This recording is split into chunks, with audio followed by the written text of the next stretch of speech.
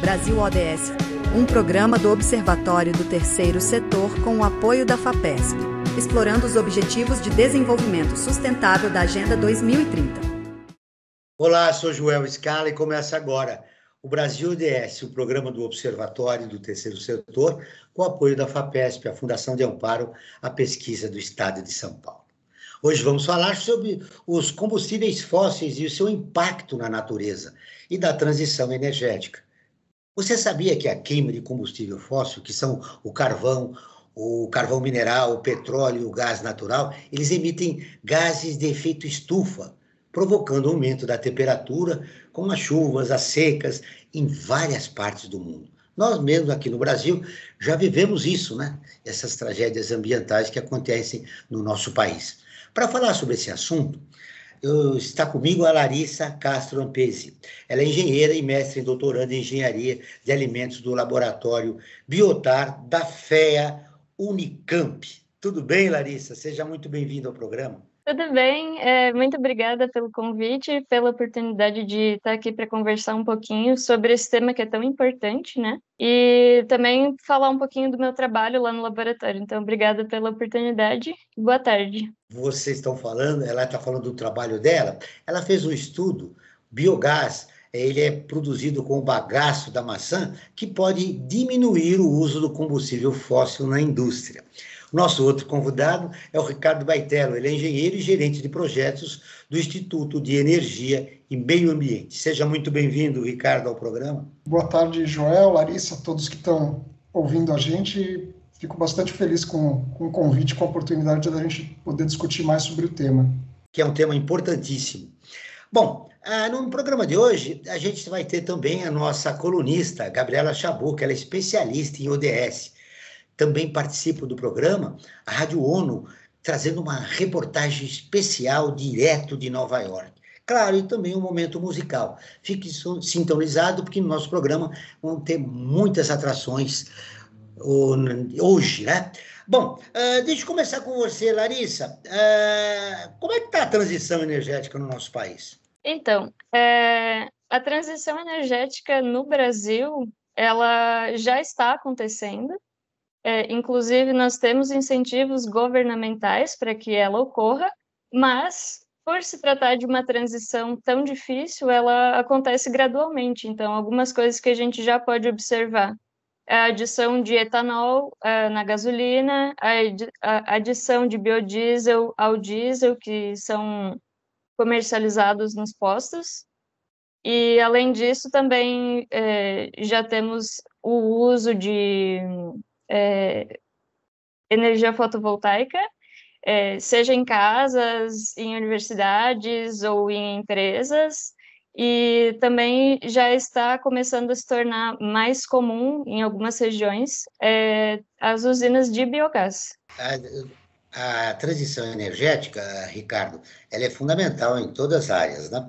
Mas sobretudo no transporte e na indústria. Como é que está a transição energética no transporte e na indústria? Ótimo ponto, Joel. A gente, pelo IEMA, né, acaba, e até em escala global, acaba concentrando muito na parte de eletricidade, né? Isso também significa edifícios, residências, mas no caso do Brasil, de fato, quem realmente consome energia é a indústria e os transportes, muito bem dito, né? Consomem calor, consomem combustíveis, e eu diria, né, que a gente tem dividindo, né, entre esses setores, a parte da eletricidade está um pouco mais avançada.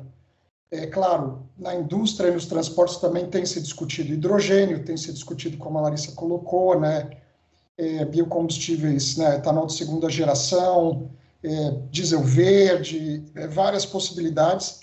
E o desafio, eu diria que é até maior, né? A gente está talvez um passo atrás, né, da eletrificação, mas enfim, está acontecendo, tem muitos projetos e muita atenção, né? Não só do governo como Congresso, mas também com oportunidades e desafios. Continuando falando de transição, Larissa, eu quero te ouvir. Quando você começou esse estudo, o teu olhar foi, olha, para a indústria, né? Mas essa transição energética é fundamental porque nós crescemos nos últimos 100 anos 0,5 a temperatura do mundo, né? E se continuarmos agora nesta situação, a gente vai aumentar 4 no próximo milênio. A vida no planeta vai ficar inviável, né? Sim, infelizmente sim. A ação tem que ser tomada com urgência, né? A gente já não tem mais tempo para tentar reparar ou para tentar não ter os danos, agora a gente está correndo atrás de reparar e de evitar que eles aumentem cada vez mais. E lá no laboratório onde eu estou trabalhando, a professora Tânia tem uma linha de pesquisa que é toda voltada para o tratamento de resíduos agroindustriais. Então, as empresas e as agroindústrias entram em contato com o laboratório quando elas têm algum tipo de resíduo que é complicado de lidar, e aí eles oferecem a oportunidade de fechar uma parceria com a gente e nós estudarmos um pouquinho mais daquele resíduo e ver qual seria uma oportunidade para utilizar o resíduo como uma matéria-prima para obter algo novo. No meu caso, então, com biogás, a partir do bagaço de maçã. 87% das emissões globais de CO2, dióxido de carbono, são decorrentes da queimada de combustíveis fósseis, segundo o relatório publicado pela Agência Internacional de Energia, IEA. Ricardo, a gente sabe da emergência, né, de uma mudança, né, como é fundamental a transição energética. Mas nós encontramos muita resistência no país. Por quê? Olha, é boa a sua colocação. Existe uma resistência política, existe um pouco de uma resistência técnica, pode-se dizer que tem uma resistência cultural, mas são duas forças, né? Tem muita gente, né, como a própria Larissa respondeu, trabalhando pela transição, e a transição já está acontecendo, né? Eu acho que o Brasil é um país que pode dizer que começou, talvez, mais cedo a sua transição do que muitos outros, né? Talvez inconscientemente, quando tomou a decisão de investir em hidrelétricas, depois com o pró-álcool, né? Então tomou medidas muitas décadas atrás fora de um contexto, né, de necessidade de mitigar as emissões. Agora, essa questão da transição, ela tem a relação, né, com o status estabelecido dos combustíveis fósseis, que são uma indústria gigantesca, que emprega milhões de pessoas, que são uma commodity global, então, e ao mesmo tempo a falta de alternativas econômicas em escala nesse exato momento para substituírem, né? Então a gente tem muitas alternativas com potencial que precisam de mais incentivos políticos, mais escalas. Eu posso falar de biocombustíveis, posso falar da eletrificação, e tem vontade política também, mas, enfim, eu acho que é uma resposta bastante longa, que tem aí os interesses, obviamente, da indústria do petróleo, né, e dos royalties, da renda que isso gera, e que nos levam a crer que esse processo é bastante complexo, né, quando a gente substitui um combustível pelo outro, não é só questão técnica, a gente tem que amarrar tudo muito bem. Larissa, temos um longo caminho, né, para a produção de energia limpa no país. Como o Ricardo disse, a resposta é longa. Eu vou deixar uma parte para você. Por que isso acontece? Bom, atualmente a maior fonte de energia utilizada é a de combustíveis fósseis, e isso acontece porque atualmente essa é a maneira mais econômica de se obter energia em boa quantidade. Então, a transição vai acontecer cada vez mais impulsionada pelos impactos ambientais negativos que a gente já está presenciando, e também vai acontecer com maior intensidade quando os impactos financeiros começarem a ser grandes, de forma que o combustível fóssil passe a ser mais caro pela sua escassez e a biomassa passe a ser uma alternativa, por exemplo, não só a biomassa, mas energia eólica, hidrelétricas. E, além disso, a gente tem que destacar também que existem impedimentos ou dificuldades de acordo com cada país. E no Brasil, por exemplo, a gente tem dificuldade de saber como que vai ser. Por exemplo, agora eu vou decidir investir em energia fotovoltaica na minha indústria, mas daqui 4 anos ou daqui 6 anos, como será que vai estar o mercado para essa energia? Será que a gente vai começar a pagar imposto em cima disso ou não? Então, toda essa incerteza gera uma dificuldade para a pessoa tomar a decisão de mudar para essa matriz renovável. A Larissa tocou num aspecto fundamental, né, Ricardo? Eu vejo que você está se manifestando aí silenciosamente, porque nós precisamos de políticas públicas e também de um projeto de Estado, né, para que não haja descontinuidade do que está acontecendo agora. De que maneira nós poderíamos sensibilizar a sociedade civil da importância dessa mudança? Porque ela não é só o impacto econômico em si, mas também tem um impacto na saúde das pessoas, né? Talvez a grande chave, né, seria a comunicação, né? Os cientistas têm mobilizado a sociedade civil faz muito tempo. Quando você olha a história do começo das negociações das mudanças climáticas, tem um elemento muito importante, pelo menos na experiência americana, que foi o trabalho da chuva ácida foi muito bem executado, né? Muito bem sucedido depois do ozônio, né? Na questão do buraco na camada de ozônio nos anos 80 também, com o protocolo de Montreal, mas, de certa forma, o mundo falhou, né? Na questão dos gases de efeito estufa. Isso talvez não seja, né, responsabilidade da ciência, talvez um pouco do IPCC, mas quem comunica tudo isso é a grande imprensa, né? Então, talvez seja realmente uma conjunção. Comunicação grande, né? Como fazer essa urgência chegar da forma correta, né? Eu acho que o assunto foi tratado por muito tempo de maneira menos séria do que deveria, né? Sempre dando crédito aos negacionistas, descreditando o que já estava sendo dado pela ciência. Isso atrasa, né, o processo. Eu vejo que hoje a discussão é muito maior, a gente está falando de emergência climática. Agora, a gente não está falando mais de uma possibilidade de, em 2100, né, o nível do mar subir. Então, eu espero que a gente possa ter tempo, né, uma janela muito curta de reverter tudo isso. Você tocou no assunto das nossas contradições, da maneira que a imprensa informa, e também nós vivemos um momento de questionamento da ciência, né? Ricardo, no bloco anterior você destacou várias coisas importantes, mas eu quero pegar uma, que é o negacionismo, né? Na COP27 foi feita uma pesquisa, né? Eu resgatei essa pesquisa porque eu achei importante repercutir com você, com a Larissa. 40% dos brasileiros achavam que combustíveis fósseis era energia limpa, né? Claro que isso é motivo da desinformação e também dos questionamentos que envolvem a ciência e o momento que o Brasil passava. Depois, já estamos nas portas, né, da COP28.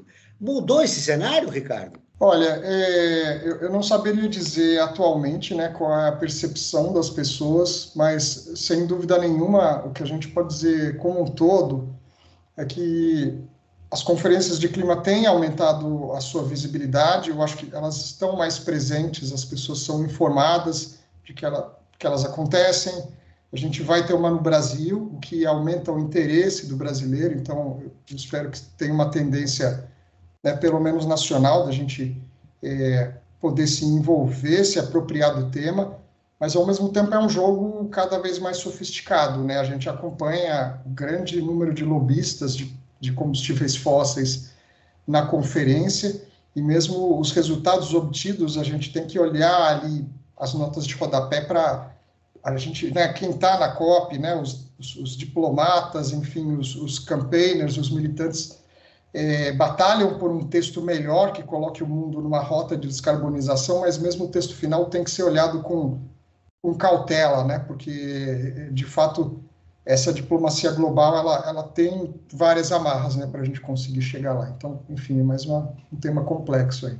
A pesquisa que eu me referi foi feita em 6 países na época, né? Em 2022.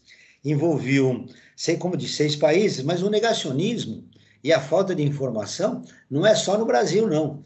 O Brasil tinha 40% dos brasileiros achavam que combustível fóssil era energia limpa. Mas olha, vamos lá. Aqui na Inglaterra, os Estados Unidos, 39%, quase que o Brasil. A Austrália, 34%, a Alemanha, 25%, a Inglaterra, 14%. o que me chamou a atenção foi a Índia. Mais da metade da população que é indiana achava, 57%, achava como se fosse uma energia limpa. É um dado preocupante de 2022. A mesma pergunta eu faço para você, Larissa. Você acredita que de 2 anos, né, 2022 para 2024, esse cenário mudou? Olha, infelizmente, eu acredito que não. Eu acho que após a pandemia a gente teve uma dificuldade muito grande na retomada com as escolas e com isso a população, do meu ponto de vista, estaria mais desinformada do que antes. Então, acredito que a gente tem sim um papel muito grande aqui como divulgador dessa situação e também como conscientizadores desse problema, porque, infelizmente, com toda essa diferença social que a gente observa, não só no Brasil, mas também em outros países, tem lugares, por exemplo, que não se tem acesso nem mesmo à energia elétrica. E com isso a gente também tem que entender que muitas vezes as pessoas não têm acesso à informação como nós, e isso dificulta, muitas vezes não sendo uma questão essencial para as pessoas e para o dia a dia delas, e acaba passando batido, e então é uma situação realmente muito triste e complexa de ser resolvida. O Observatório do Terceiro Setor, através do nosso programa Brasil ODS, tem esse compromisso de esclarecer as pessoas da importância desse tema de combustíveis fósseis e o seu impacto na natureza. Agora nós vamos ouvir a Rádio ONU, parceira de conteúdo do Observatório do Terceiro Setor, com a reportagem. A ONU alerta para risco de detritos e poluição no uso do espaço sideral. Felipe de Carvalho, da ONU News de Nova York, tem as informações. Notícias do mundo com a ONU News. A exploração do espaço é marcada pelo aumento da atuação de empresas privadas, da quantidade de objetos em órbita e do número de lançamentos de missões. Para abordar essas tendências de crescimento, a ONU News entrevistou a diretora do Escritório da ONU para Assuntos do Espaço Sideral, o NOSA. Arti Olamine afirmou que uma questão urgente é entender melhor o impacto que a fumaça do lançamento de objetos espaciais tem na atmosfera. It may well be that we find that we're already in an urgent situation. We don't know. We don't know at this point. Para a especialista, pode ser que descobramos que já estamos numa situação urgente. Ela mencionou ainda a preocupação com o aumento de detritos e satélites antigos que estão sendo queimados ao reentrar na atmosfera. Olamine destacou que atualmente existem tantos objetos de todos os tamanhos no espaço, sem que haja uma compreensão abrangente de onde todos eles estão e quando. Para ela, os detritos e a poluição espacial devem ser um foco prioritário de cooperação entre os países, por meio das Nações Unidas, para melhorar a segurança espacial para todos. Essa segurança, segundo a especialista, é muito importante para os voos espaciais humanos, para as observações astronômicas e para garantir a continuidade de comunicações ou imagens de satélite essenciais para a monitoração do clima, por exemplo. A diretora do NOSA mencionou o programa Spider, mandatado pela Assembleia Geral, que fornece informações espaciais para resposta a desastres e emergências. Os benefícios incluem alerta precoce e monitoramento para inundações, secas, incêndios florestais, doenças transmitidas por mosquitos, pragas em colheitas, dentre outros. A especialista disse que o objetivo da ONU é garantir que todos os Estados-membros que necessitem estejam capacitados e equipados para serem resilientes face a todos os choques globais que estão surgindo, especialmente aqueles ligados ao clima. Da ONU News em Nova York, Felipe de Carvalho. Como é que você recebe essa informação, Ricardo? Não contente de a gente poluir a Terra, agora estamos poluindo o espaço sideral. De fato, a gente tem uma série de problemas ambientais, né, para lidar, e tem a grande urgência dos gases de efeito estufa, mas eles não são os únicos, né? A gente tem que lidar com os poluentes aéreos, né, no ambiente urbano, é causa de muitos problemas de saúde. Outros poluentes também afetam diretamente a agricultura, né, afetam qualidade de água, que por sua vez afetam os alimentos. Então, eu acho que a Larissa pode até comentar mais dessa relação efeito-consequência, mas, sem dúvida nenhuma, a gente não pode baixar a guarda, né? Falando até do Brasil, a gente tem problemas enormes, tem a questão da poluição das barragens, tem a questão da falta de saneamento, enfim, infelizmente, são vários pratinhos aí, né, para manter rodando. Muito bem, agora nós vamos falar do destaque do site do Observatório. Toda semana a gente destaca uma matéria, uma das matérias que foram mais lidas. Olha só a realidade brasileira, Ricardo e Larissa. Casamento infantil, o Brasil registra 40 casamentos por dia. O Brasil registra, em média, 43 casamentos de menores de 18 anos a cada dia, sendo 40 de adolescentes do sexo feminino, de acordo com a análise da Folha, a partir de dados divulgados pelo IBGE, o Instituto Brasileiro de Geografia e Estatística. Lembrando que essa matéria é importante, aconselho você que está nos ouvindo a ler essa matéria, porque é um aspecto cultural do nosso país que a gente precisa também acabar. Essa matéria completa está no nosso site, observatório3setor.org.br. Não esquecendo que o 3 é em numeral. Muito bem, antes de falar sobre o biogás que é produzido com bagaço da maçã, esse é o estudo da Larissa. Eu vou reverter um pouco aqui o nosso programa, porque já está em contato com a gente a nossa colunista, a Gabriela Chabu. Gabriela, tudo bem com você? ODS em pauta. Tudo bem, Joel, e com você? Nossa, seja muito bem-vindo. Hoje nós estamos falando de combustíveis fósseis. Olha, Gabriela, a emissão de gases de efeito estufa, pelo menos a Agenda 2030 da ONU pretende diminuir em 43% até 2030. É um dado expressivo, né? Estamos caminhando para resolver esse problema? Olha, tem várias discussões, Joel, que estão sendo feitas no Brasil para a gente resolver esse problema. A que eu trouxe para a gente conversar hoje é uma bem recente, da semana passada. Então, a Comissão de Meio Ambiente do Senado vai discutir numa audiência pública um projeto de lei que propõe substituir os automóveis movidos a combustíveis fósseis, proibindo a comercialização a partir de 2030 e a circulação a partir de 2040. Será que cola isso? Será que vai rolar isso? Seria o ideal, né? Nós sabemos agora que os carros elétricos estão entrando com uma certa força aqui no país, né? Principalmente nos grandes centros urbanos, está se vendendo muito carro elétrico. Mas você acredita, Ricardo, que nós vamos conseguir essa meta? Olha, é bastante complexo, né? Principalmente falando de Congresso, né? Eu acho que tem que ser esforços bem amarrados, né? O que a gente já conseguiu no passado foi eficientizar os motores, a combustão, reduzindo a quantidade aí de enxofre, né, dos combustíveis.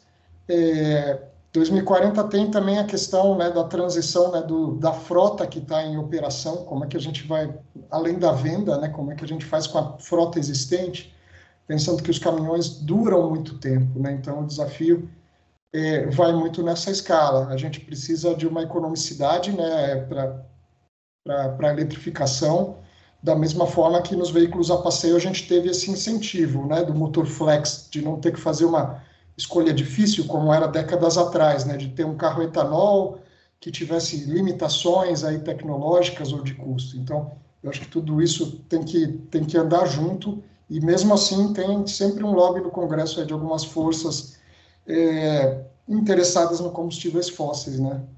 Falando nessas forças interessadas em segurar essa transição energética, é importante falar do argumento que eles utilizam, né? Eles fizeram grandes investimentos, né, nos combustíveis fósseis, petróleo, derivado de petróleo, enfim, gás, né? E agora, uma mudança radical provocaria aí um problema econômico.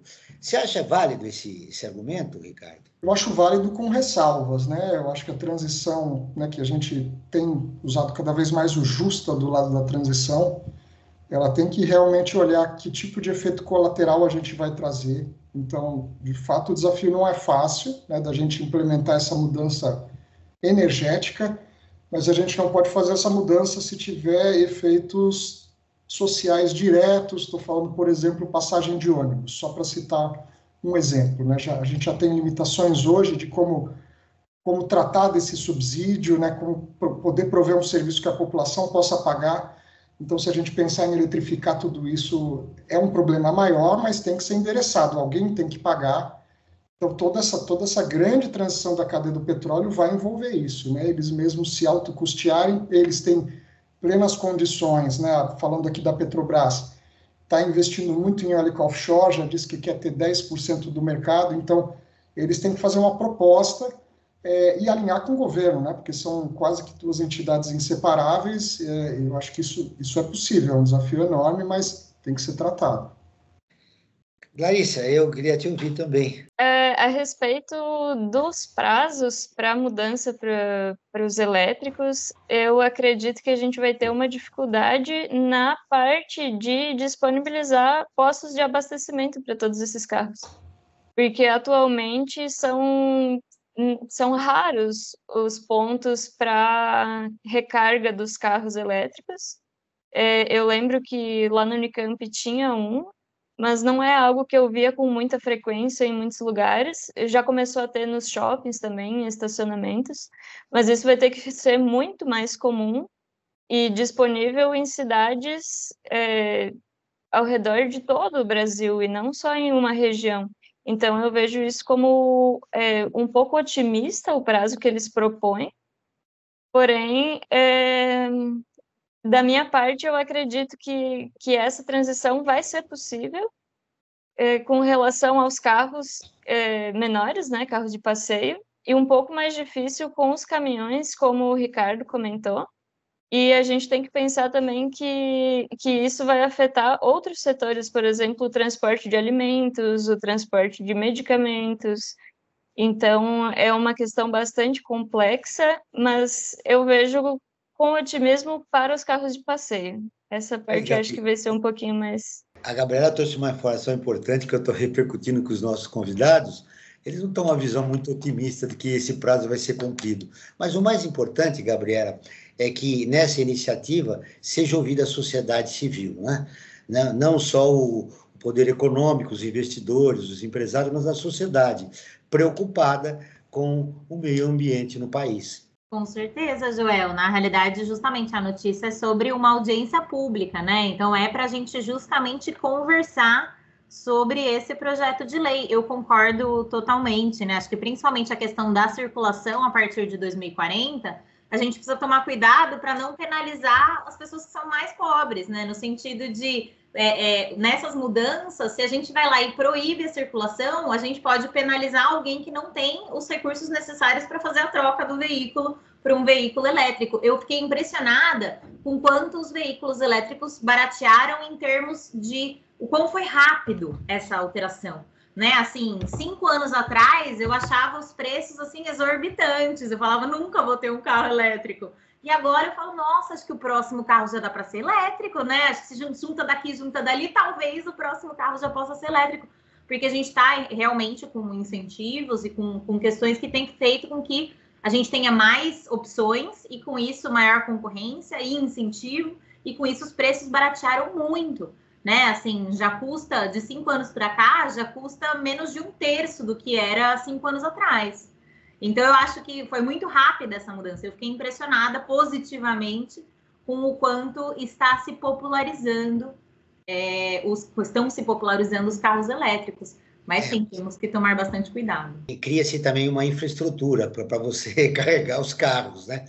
Eu tenho ouvido muita reclamação a respeito da reposição das peças, né? Acontece um problema com o carro elétrico, você não tem as peças porque eles venderam muito acima do expectativo, e aí a gente não existe no país nenhuma infraestrutura para atender aquelas pessoas que compraram o carro elétrico. Uma outra coisa que eu queria te perguntar, Ricardo, a bateria é 5 anos, 5 anos, 10. Ela venceu. O que a gente faz com essa bateria? Recarrega também? Ou troca? E ela vai para onde? Vai impactar o meio ambiente?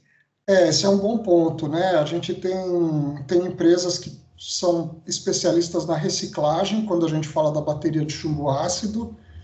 Mas a opção emergente tende a ser a mais utilizada de agora em diante é a bateria de lítio. E essa tem ainda dificuldades para reciclagem, custo, escala e tudo isso, né? Então, essa é a grande questão.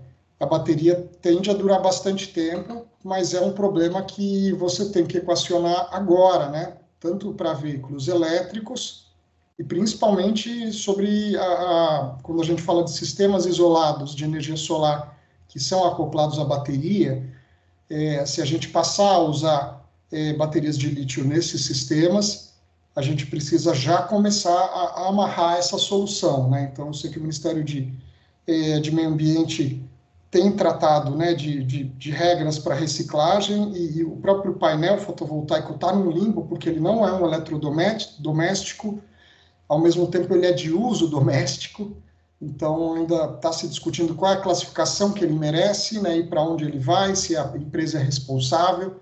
E no caso da bateria, também é bastante sensível, porque ela teria que ser coletada de locais remotos, de logística complexa, porque ela jamais poderia ser descartada ali, né?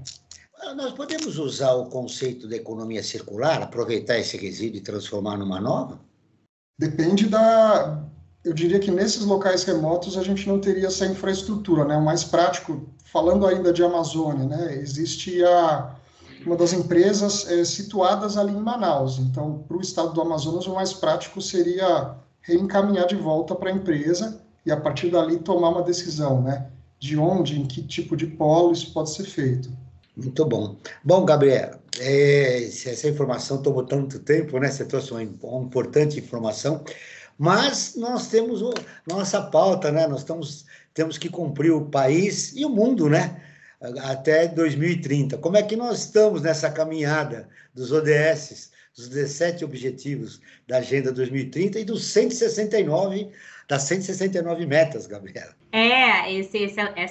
Esse assunto, né, tem relação direta com a Agenda 2030, né, o objetivo 7, que é assegurar o acesso confiável, sustentável, moderno e acessível a todos à energia, especificamente a meta 7.2, e mesmo na Agenda 2030 a gente não fala de fazer uma transição energética, a gente fala de aumentar substancialmente a participação de energias renováveis na matriz energética global até 2030. Então, mesmo a Agenda 2030, que às vezes é tida como muito otimista ou muito, né, assim, ainda assim ela não fala de fazer uma transição energética até 2030, ela trata de aumentar substancialmente essa participação. Por isso que tem aí alguns especialistas falando do aumento dos 17 objetivos, né? Para contemplar alguma coisa que ficou fora. Você também concorda com isso? Tem uma discussão, tá rolando uma discussão na Comissão Nacional dos Objetivos de Desenvolvimento Sustentável para falar sobre o objetivo número 18, que trataria da redução das desigualdades raciais. Então, pode ser que o Brasil traga novidades aí para os próximos anos, expandindo aí os seus compromissos, né, trazendo uma meta nova, uma meta nacional para a Agenda 2030, com um tema que realmente não aparece explicitamente na agenda, né? A Agenda 2030 fala de redução das desigualdades em geral, e aí redução das desigualdades em sentido de renda, etnia, todos os recortes que você possa imaginar, mas não tem um foco especial na desigualdade racial, e para o Brasil essa é uma questão muito cara. Estamos finalizando a sua participação no programa dessa semana. Tem mais alguma coisa? Por hoje é só, Joel. Até semana que vem. Um abraço, eu vejo você na próxima semana. Um beijo, Gabi. Beijo, tchau, tchau. Muito bem, essa foi a Gabriela Chabu, a nossa especialista em ODS. Então, sim, informações importantes, né? Às vezes, a maioria da população brasileira não sabia que nós estamos avançando, pelo menos no Congresso Nacional. A gente só ouve notícias não muito boas do parlamento brasileiro, mas essa a gente tem que parabenizar, né? Espero que a audiência pública lá no Congresso a respeito desse tema ouça a população em geral e especialistas como você, como a Larissa, como o Ricardo. Larissa, agora vamos falar do seu estudo. Estudo realizado por cientistas da Unicamp conseguiu produzir biogás utilizando o bagaço da maçã. A pesquisa constatou que o aproveitamento dessa bioenergia pode auxiliar a reduzir a emissão de gases de efeito estufa. O biogás também pode minimizar o uso de combustíveis fósseis na indústria. Essa é grande chamada, né, do estudo que você fez, diminuir o combustível fóssil na indústria. Um pouco de história, a emissão de gases de estufa começou lá na Revolução Industrial, né? Lá atrás, e agora chegou no ápice que a gente tem que produzir uma transição energética. Isso, então, a gente vem de anos de consumo sem pensar nas consequências, e com os combustíveis fósseis, a gente está adicionando literalmente carbono na atmosfera, e esse carbono vem causando consequências do aquecimento global, que a gente está sentindo já, infelizmente. E mudanças climáticas incríveis, né, que impactam a vida de vários territórios no mundo, né? Isso. E aí, com isso, agora a gente precisa buscar formas de não ter mais tanta emissão de carbono. E uma dessas formas é a partir da utilização de biomassa. Então, no meu trabalho, a gente fez isso com o bagaço de maçã a partir da digestão anaeróbia para obter metano. E aí, esse metano pode ser utilizado para geração de energia elétrica ou de energia térmica, que podem ser usados na própria indústria, nas suas outras atividades, ou mesmo para suprir a demanda energética do reator. E, além disso, esse metano também poderia ser purificado e utilizado para o abastecimento de carros, ao invés de utilizar gás natural. Então, é uma outra possibilidade que a gente teria para emitir menos, né? Como é que você chegou à conclusão que o bagaço da maçã servia como biogás? Então, nesse caso, a gente teve o contato de uma indústria de Santa Catarina que tem o problema da geração do bagaço de maçã. E esse bagaço, ele tem duas rotas principais. A mais comum é a compostagem, que ainda tem emissão de gases, e a outra seria o seu destino para aterros sanitários, o que, além de gerar um custo para a indústria, também vai causar bastante emissão. Então, são duas alternativas. A compostagem é melhor, mas nenhuma das duas é uma situação perfeita. Então, essa indústria entrou em contato com o laboratório, e aí a gente começou a avaliar alternativas para esse bagaço de maçã. E uma das possibilidades que surgiu foi a de fazer a digestão anaeróbia e observar como ia ser a produção de metano. Então, é um trabalho bem experimental mesmo. A gente faz cálculos para tentar prever as melhores formas de operar o reator, e aí vai lá na prática e opera ele realmente para ver se nós obtivemos resultados bons. E também debatemos, né, no artigo, formas de melhorar ainda mais esses resultados, bem como outras alternativas que haveria para o bagaço de maçã. Olhando de uma maneira bem esperançosa, positiva, quando nós teremos consequências práticas desse estudo que você realizou? Então, eu acredito que essas consequências práticas vão ser recentes, não, serão breves, não deve demorar muito, porque é uma questão que vai impactar as indústrias no seu custo, porque elas precisam pagar para fazer a disposição do resíduo, ou então precisam fazer a sua compostagem, e além disso a gente também tem o governo brasileiro incentivando e até exigindo opções mais favoráveis ao meio ambiente. Então, com isso, a digestão anaeróbia já é utilizada e vai ser cada vez mais utilizada, seja para tratar efluentes líquidos, que é o que já é bastante comum, e também para o tratamento de efluentes sólidos ou de resíduos sólidos, que foi o caso que a gente trabalhou.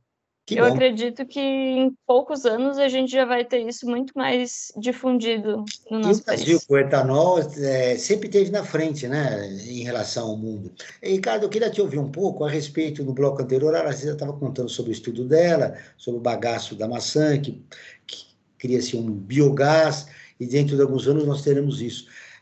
Nós estamos caminhando, o Brasil, nesse aspecto, ele é vanguardista, né? Sim, sem dúvida nenhuma, desde o Proálcool, pelo menos, como um grande marco, tem opções, né, território e condições climáticas ideais para investir em diferentes tipos de biocombustíveis.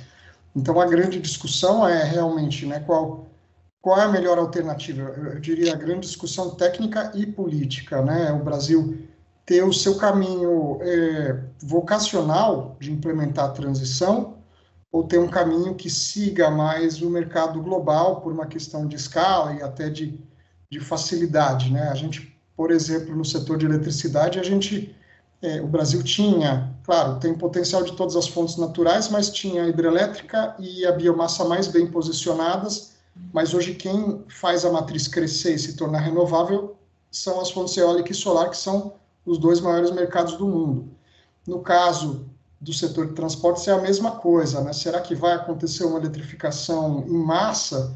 Né? Eu diria que para alguns setores sim, né? Segmentos, né, do setor de transportes, mas ao mesmo tempo o Brasil tem a contribuir com biocombustíveis, né? Seja etanol, biodiesel e também falando aí do querosene de aviação. Então, a gente acompanha com grande expectativa para ver se o Brasil vai fazer um caminho híbrido que beneficie nacionalmente a sua indústria, ou se vai por um caminho, vamos dizer, de fora para dentro, né, abraçando o mercado internacional e não aproveite tão bem essa vocação. Né? Ninguém tem essa resposta hoje. É verdade, a resposta é um pouco complexa, né?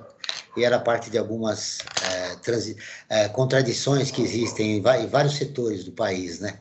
Que ainda resistem à mudança. Mas nós temos, acho que me parece que 2 caminhos, Ricardo. Um é a mudança na legislação e outros são políticas públicas. Você acrescentaria mais alguma coisa? A grosso modo, eu não tinha pensado por esse ângulo, mas eu acho que sim. A grande questão é o que leva até isso, né? Como é que você constrói esses processos, né? Eu acho que os processos mais robustos são os que passam por um grande debate, né? Existe esse exemplo recente da geração solar distribuída, onde teve um debate, pelo menos entre as associações do setor elétrico e os parlamentares, até eles chegarem, construírem, redigirem uma lei e aprovarem. Isso é muito mais saudável do que outros processos que aconteceram recentemente no caso do carvão, no caso do gás natural, onde você tem uma emenda, né, popularmente conhecida como jabuti, que é colocada por alguém, por um grupo menor de interesses e que eventualmente ela é aprovada dentro de uma lei.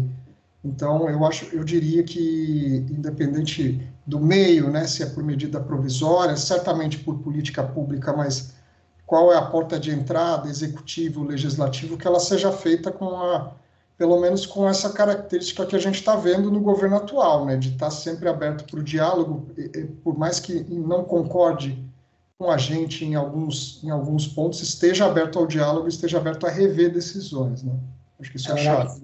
Nós estamos tentando sair do retrocesso que o país mergulhou nos últimos anos. Eu queria saber de você. Mudança de legislação, políticas públicas, o que é mais importante para a gente mudar esse cenário? Então, eu acredito que um conjunto na mudança de legislação, políticas públicas, investimento. Então, a gente precisa investir em pesquisa e precisa conseguir ter uma conversa melhor entre as universidades e as indústrias para que seja feita a transferência do conhecimento, porque não adianta a gente investir e pesquisar muito sem conseguir repassar isso para quem pode implementar as descobertas dos cientistas, né?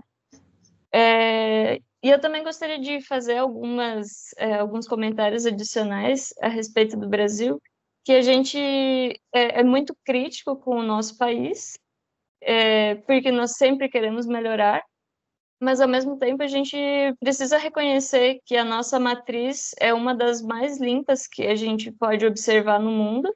Isso porque nós somos privilegiados em termos de posição estratégica, insolação, a gente também consegue investir em energia eólica, a possibilidade das hidrelétricas, mas com tudo isso a gente tem aproveitado para ter uma diversificação da nossa matriz energética, então eu vejo isso como algo a ser elogiado no Brasil, e também veio com um comentário adicional de que muitas vezes é por um impacto, assim, incontrolável que a gente vai tomar medidas de forma mais rápida. Por exemplo, o que a gente observou com a guerra entre a Rússia e a Ucrânia e a dificuldade da obtenção de energia por uma dependência do gás natural. Então, agora, na Europa, se tem uma busca muito maior por fontes renováveis para conseguir suprir essa demanda energética que era antes fornecida por outros países. Então, nesse momento, a energia pode ser vista como deixando de ser globalizada e passando a ser mais centralizada em cada país, pois cada país vai ter que se tornar suficiente para não depender da energia que o outro estava transferindo, entende? Por exemplo, você fez nessa muito importante, Larissa. Políticas públicas e investimento, né? E uma mudança de legislação. Nós somos um país privilegiado, né? Temos a Amazônia, né? Esse pulmão do mundo. Agora, depende das decisões que nós tomamos. O que nós vamos fazer com essa natureza que privilegiou o Brasil, né? Essa que é a grande dificuldade. Agora, você sabe que, Larissa, nós fazemos no programa uma enquete sobre o tema do programa, e a gente ouve os nossos seguidores lá do Instagram. E agora eu vou divulgar com vocês, para vocês perceberem como estão pensando os nossos seguidores. Foi feita uma pergunta para ele. Você sabe, para eles, né? Para os nossos seguidores do Instagram. Você sabe o que é combustível fóssil? Olha que responderam. Sim, 81%. Não, 19%. Ricardo, aqui no Brasil, pelo menos entre os nossos seguidores, aquela realidade, aquela pesquisa feita 2 anos atrás, já foi, eles estão mais conscientes. Você acredita que houve uma mudança radical aqui no Brasil? Pelo menos com os nossos seguidores, parece que houve, né? 81% sabe o que é combustível fóssil? Eu acho que seria importante qualificar um pouco mais, né? Como é que foi a abordagem, como é que foi, se foi só essa pergunta, uma coisa Interessante a sua colocação, viu, Ricardo? Porque a gente se fala que é enquete, não é uma pesquisa, porque a gente pega o seguidor do Instagram aleatoriamente, pode ser jovem, de meia idade ou idoso. A gente não faz perguntas específicas. Por isso eu esclareço sempre, inclusive é importante você, ouvinte, que começou a nos acompanhar, que isso é uma enquete junto com os seguidores do Observatório do Terceiro Setor no Instagram. Uma pesquisa exigiria uma metodologia mais rigorosa. Valeu para mim fazer essa explicação, viu, Ricardo? De toda forma, eu acho que é interessante comparar as duas, mas elas não são necessariamente complementares, né? Eu acho que, por exemplo, saber o que é combustível fóssil não necessariamente indica que a pessoa tenha consciência da substituição, pode ser um bom indicador. Por outro lado, saber o que é energia limpa já traz mais preocupação, né? Energia limpa é um conceito, né? Muito menos técnico, né? Então...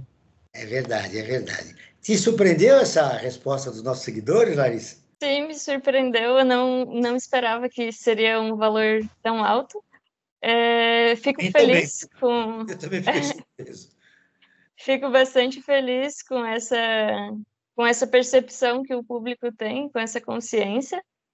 E eu acredito que as pessoas que estão já seguindo esse perfil têm um interesse e uma preocupação com os assuntos que são debatidos aqui no programa. Então, que bom que a gente tem a oportunidade de fazer parte disso e que isso possa continuar acontecendo, né? Você é uma parte principal, porque você está esclarecendo a respeito de uma pesquisa, do estudo que você fez lá na Unicamp. Olha, a gente também deixa uma pergunta e os seguidores fazem a pergunta deles para os convidados. Olha só, a pergunta da Ana Paula para você, Larissa. Onde podemos encontrar o biogás? Ela já gostou do seu estudo, já quer saber onde encontrar o biogás. Com essa fonte, essa obtenção que a gente teve, ela não é ainda tão difundida, porque a digestão anaeróbia de resíduo sólido é um campo de pesquisa ainda em expansão. Mas se a gente for falar em efluentes líquidos, já é possível encontrar em cidades onde é realizado o tratamento do esgoto da cidade, E também na suinocultura já é mais difundido o uso da digestão anaeróbia para a produção de biogás. Então, um estado que eu posso dar como exemplo é o Paraná. Lá eles já realizam tanto a produção do biogás quanto a sua utilização. O Ricardo, o Paulo Sérgio, ele pergunta para você. Nós já falamos durante o programa, mas a pergunta, vamos contemplar novamente a resposta do Ricardo. Na pergunta do Paulo Sérgio. Quais os desafios da transição energética no país? Bom, primeiro desafio é ter opções técnicas econômicas com escala e disponíveis no curto prazo para a gente conseguir acelerar essa substituição. O segundo ponto é a gente ter um alinhamento do governo, né, tanto da esfera federal quanto estadual e municipal, sobre a importância dessa transição. Isso significa intensificar as políticas, a gente deixar claro qual é o papel de cada um nessa transição e a gente pensar também na parte da transição justa, né? Então, a gente tem polos que dependem de energias fósseis, né? Então, o que vai acontecer com eles, quem que vai ficar responsável por essa transição, quanto tempo ela vai durar e quem vai prover esses recursos. Então, acho que é um pouco disso tudo, tendo em mente que o Brasil tem, eu gosto de usar no plural, né? A gente tem várias transições, a gente tem uma transição nacional, tem uma transição na Amazônia, onde a gente ainda precisa melhorar a infraestrutura, trazer a inclusão energética, né, para 1 milhão de pessoas ainda sem acesso, e a gente tem o papel do Brasil na transição global, ou seja, até que ênfase o Brasil vai dar no hidrogênio, vai ser só para uso internacional para Estados Unidos e Comunidade Europeia, ou a gente também vai produzir esse hidrogênio para descarbonizar a nossa própria frota. Então, são um pouco desses desafios e decisões, né? E desafios dessas decisões. O caso é o seguinte, se você quiser fazer sua pergunta, eu agradeço aos nossos dois seguidores do Instagram. Se você quiser fazer a sua pergunta, repito, basta ficar atento à caixinha de perguntas do Instagram. Além disso, você pode mandar uma mensagem ou ligar para a nossa produção para registrar sua pergunta. Para maiores informações, acesse nosso site, observatório3setor.org.br, ou nos siga nas redes sociais, o Observatório 3setor.org.br, sempre lembrando que o 3 é em numeral. Agora sim, estamos caminhando para o final. Eu começo com você, Ricardo, suas conclusões finais, o que de mais importante você gostaria de deixar registrado rapidamente no final do nosso programa, agradecendo a entrevista. Obrigado, Joel, pelo convite, todos da produção, e obrigado, Larissa, pelo debate também. Talvez eu tenha enfatizado mais na problemática, né, da transição, mas eu acho que, como nota final, é importante deixar claro que a gente, enquanto o Brasil, tem muitas oportunidades, né, tem muitas variáveis onde a gente pode chegar e contribuir de novo, né, não só para a nossa própria transição, que venha antes dos outros países, mas para contribuir à transição global. Então, a gente tem que ter consciência dos desafios, mas eu acho que a gente pode continuar sendo otimista no papel do Brasil para essa mudança global. Bom, suas conclusões finais, Larissa, agradecendo a sua entrevista. E você, como se mostrou uma pessoa esperançosa, a minha mensagem é esperançosa também. Eu gostaria de agradecer pela conversa que nós tivemos, foi muito produtiva, e acredito também que seja importante agradecer em nome do público, porque a gente teve aqui várias questões importantes sendo levantadas e dispostas de uma maneira mais descontraída. E a minha mensagem otimista é de que a nossa fonte no Brasil, a nossa matriz energética é bastante diversa.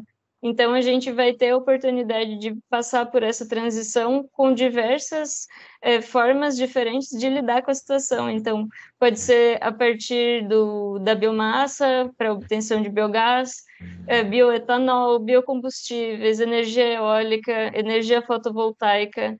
Então, eu acredito que a gente vai, sim, conseguir passar por isso sem tanta dor e sofrimento, como em outros países isso vai ser mais difícil. E acredito que a ciência vai ter um papel muito importante em ajudar os outros países também. Ponto final em mais uma edição de Brasil ODS. que teve o apoio da FAPESP, a Fundação de Amparo à Pesquisa do Estado de São Paulo. Eu agradeço a participação de Larissa Castro Ampese, que é pesquisadora da Unicamp, a Ricardo Baitello, que é gerente de projetos do Instituto de Energia e Meio Ambiente. Não esqueça de seguir o Observatório em suas redes sociais, observatoriotercesetor.org.br. Esse programa foi produzido pela equipe do Observatório do Terceiro Setor. Na próxima terça-feira, às 16 horas, ouçam o nosso programa Perspectiva, sempre com assuntos importantes da atualidade e do terceiro setor. E ficamos por aqui, sempre na luta por uma sociedade mais justa, solidária, sustentável e tolerante. Até o próximo programa. Brasil ODS, um programa do Observatório do Terceiro Setor com o apoio da FAPESP, explorando os Objetivos de Desenvolvimento Sustentável da Agenda 2030.